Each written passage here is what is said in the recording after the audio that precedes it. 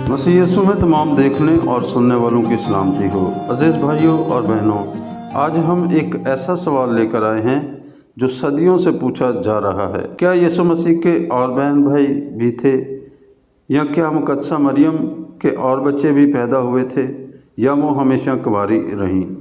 आज हम ना फ़िरका देखेंगे ना रवायत, बल्कि सिर्फ़ और सिर्फ बाइबल की रोशनी में सच जानेंगे। अजीज़ों, इस वीडियो में हमने सिर्फ बाइबल की रोशनी में सच बयान किया है, बगैर किसी फ़िरका रवायत के मुकम्मल हवालों के साथ। इस वीडियो को लाइक करें, शेयर करें और चैनल को सब्सक्राइब करना हरगिज़ ना भूलें, ताकि खुदा का कलाम मज़ीद लोगों तक पहुंच सके। शुक्रिया। खुदावंद आपको बरकत दे।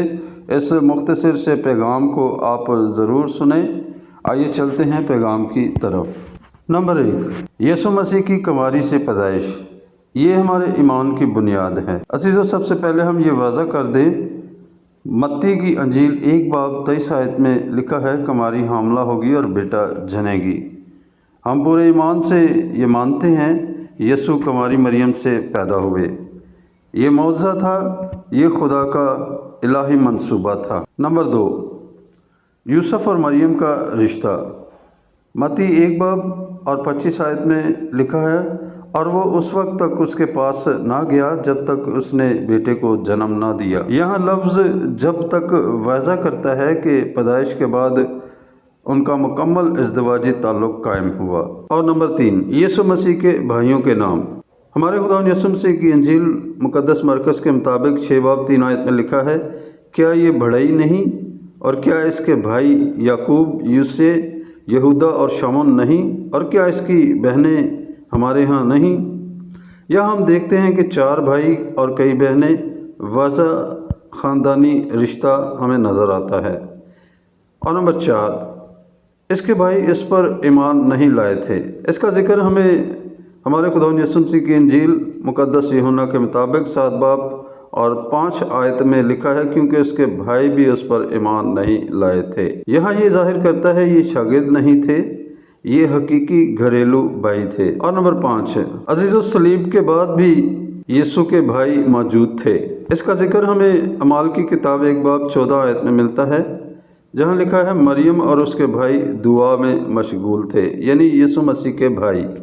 यहाँ हम देखते हैं कि यीशु के भाई पहचाने गए और बाद में वो कलीसिया का हिस्सा बने।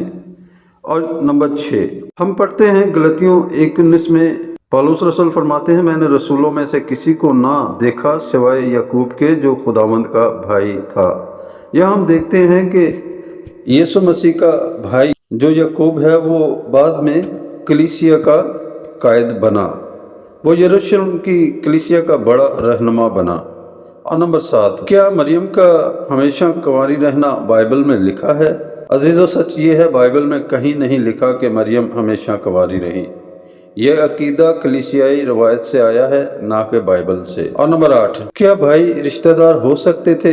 कुछ लोग कहते हैं ये कज़न थे, लेकिन यूनानी ज़ुबान में भाई के लिए अलग लफ्ज़ इस्तेमाल हुआ है और रिश्तेदार के लिए अलग लफ्ज़ है, और यहाँ वाज़ह तौर पर लिखा है भाई। और नंबर 9, क्या मरियम की इज्जत कम हो जाती है?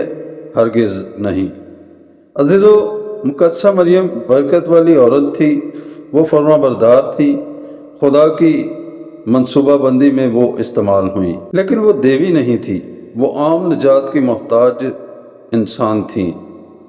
लूका 1:47 में लिखा है, मरियम यहाँ खुद बयान करती हैं, और मेरी रूह मेरे मुनज्जी खुदा से खुश हुई। यहाँ हम देखते हैं कि मुकद्दसा मरियम खुद भी निजात की मोहताज थी। और नंबर 10, बाइबली नतीजा।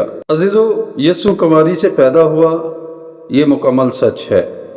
बाद में मरियम के और बच्चे हुए, ये बाइबल की हकीकत है। इससे ना यीशु की अलवियत कम होती है, ना मरियम की इज्जत घटती है, बल्कि खुदा ख़ानदान को बरकत देता है।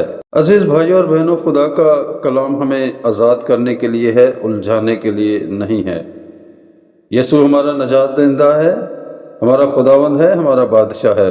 वो चाहता है कि हम इंसानों की रवायत पर नहीं बल्कि खुदा के कलाम को माने।